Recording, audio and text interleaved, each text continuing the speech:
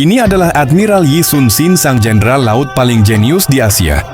Dan kisah hidupnya jauh lebih kompleks dari sekadar 13 kapal melawan 300. Yi Sun-sin bukan lahir dari keluarga militer besar. Ia justru pernah gagal ujian militer karena jatuh dari kuda.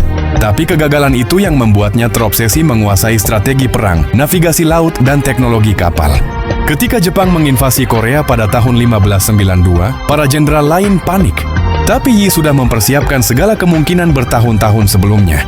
Ia diam-diam membangun kapal berlapis baja pertama di dunia, Geobukseon, kapal kura-kura yang mampu memecah formasi musuh. Namun perjalanan Yi tidak mulus. Ia difitnah oleh sesama pejabat, dipenjara, diturunkan pangkat, dan hampir dieksekusi. Bahkan ketika perang memuncak, pemerintah mencopot dia dari jabatannya, dan hasilnya, Korea justru kalah besar tanpa dirinya. Sampai akhirnya negara sadar, hanya ada satu orang yang bisa menyelamatkan mereka.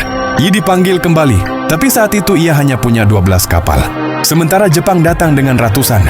Di Myeongnam, Yi memanfaatkan arus laut terkuat di Korea, arus memutar yang bisa menghancurkan kapal besar.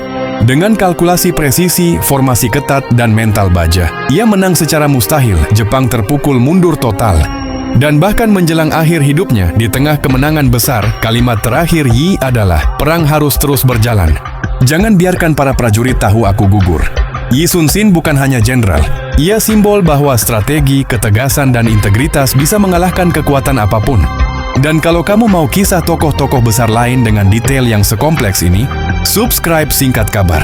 Karena sejarah tidak pernah sesingkat yang terlihat.